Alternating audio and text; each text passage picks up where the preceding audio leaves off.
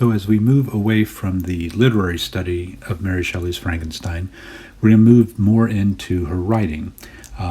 Since this course is a composition and rhetoric and literature kind of course for 1302, one of the things we want to look at is what does her writing style have to teach us as writers? Is there anything that we can utilize in our background, in our own writing?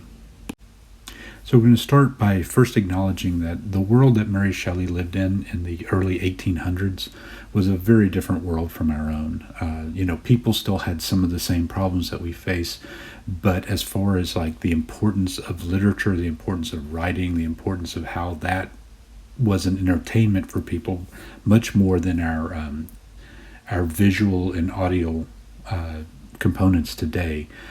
Mary Shelley and other writers developed kind of an inflated style. And this was based primarily on the audience's need to have like vivid detail, to be able to see the description in their mind's eye, to really be able to understand and see the story, almost as we would with movies today.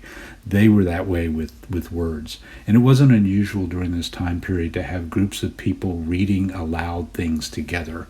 In places called salons, which would be basically the equivalent of coffee houses today. So today, our emphasis seems to be on brevity and conciseness. But in Mary Shelley's day, that was not true. And certainly for some of the writers who were paid by the word rather than by the work, it was in their best interest to kind of conflate the language a little bit. And there's no doubt that she has a very definite high vocabulary, probably a result of having such literary parents as William Godwin and Mary Wollstonecraft. Now, the exercise that we're going to work on first is I've pulled some paragraphs. I've pulled 5 paragraphs out of Mary Shelley's work, okay, and set them in a chart. And it's a quick little exercise, really, and I've given you one example of how that works. So basically, I want you to read through the paragraph. And then in the box that accompanies it, I want you to revise that paragraph. I don't want you to shorten it.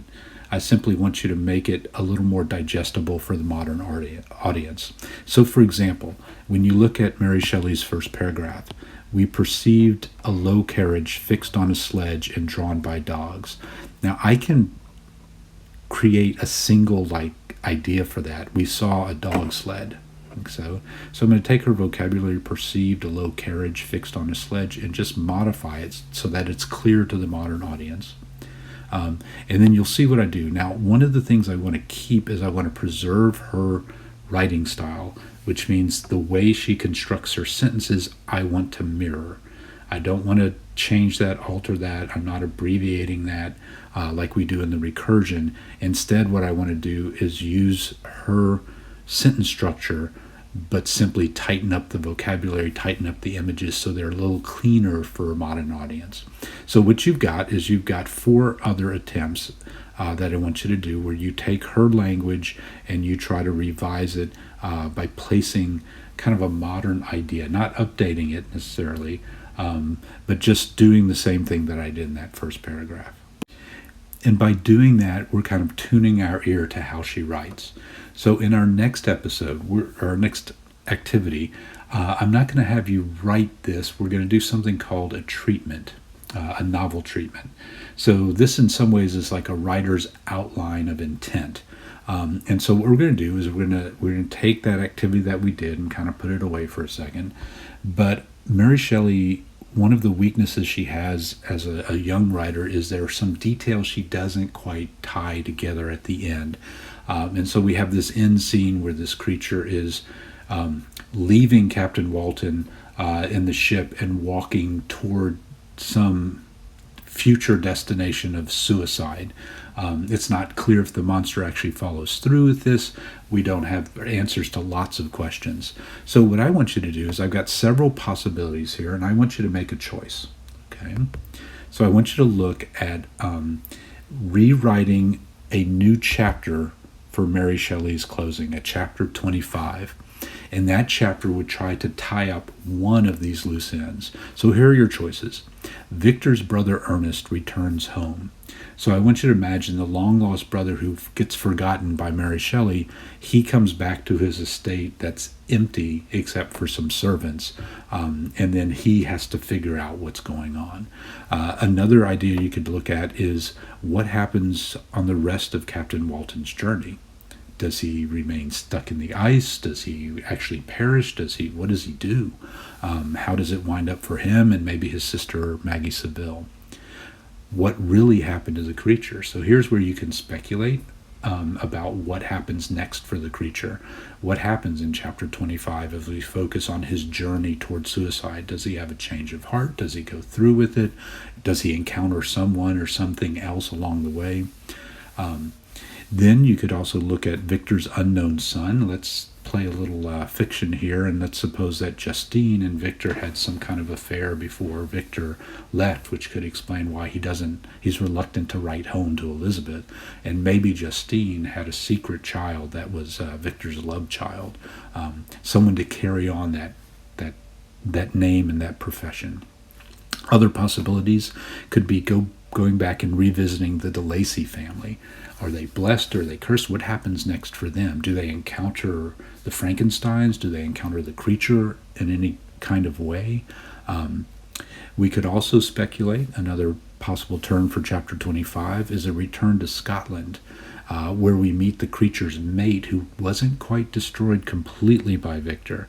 Perhaps some remnants, or maybe that doctor he mentions who's doing some cutting-edge research comes across these half-decimated remains and picks up Victor's work, and this female form is recreated, and we have a new monster on the scene. And then last but not least is an idea I've played with you guys a little bit, and that's the idea that Victor and the creature may be one and the same. We have certainly some evidence in the story that Victor, no one talks to or sees the creature other than Victor and this lonely Captain Walton stuck in the ice, writing this as a letter to his sister. Maybe he's gone crazy, who knows? How do we reconcile this schizophrenic? Maybe that comes out in the final. So Victor dies, but the creature lives. Does that mean Victor is like a Jekyll and Hyde, and now his Hyde part is like taking over? So you're going to choose one of those, okay? And then what I want you to do is create, like I said, what we call the treatment. So identify your choice, which one of these that you want to work with. And then what I want you to do is write down in chapter 25, what do you imagine the setting and the location to be? Where is this taking place? So it's going to depend on which one of these you pick.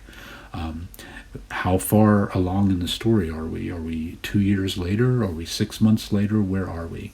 And then what you'll do is you'll proceed. And basically what I want you to think of are what are 5 basic plot points that could occur. And these can be sketched out. These can be bulleted items if you want. And I've given you like a little intro statement, all right?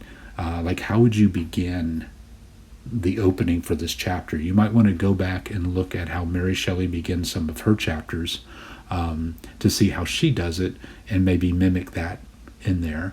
Plot point 2, after we introduce the section and then it makes sense that this would occur next, okay, which could be followed by this situation and even involve an encounter with a certain person, group, situation, and then perhaps tragically followed by. And as you follow Mary Shelley, all of her episodes end in some kind of tragedy. And then how do you envision wrapping up that final chapter?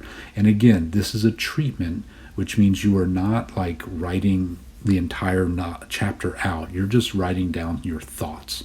Almost like these are the points that I want to include inside this chapter. So if you want to think of those as full sentences but bulleted items, that's perfectly fine. Identifying who and what's going to be involved in the scene. And then last but not least, this is where the writing is going to come in.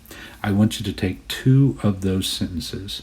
So again, we're going to go back to those original 5 sentences that you were imitating. I gave you the first one. And I want you to follow the style, okay? But I want you to create a sentence like that, or a paragraph. Think of these as paragraphs.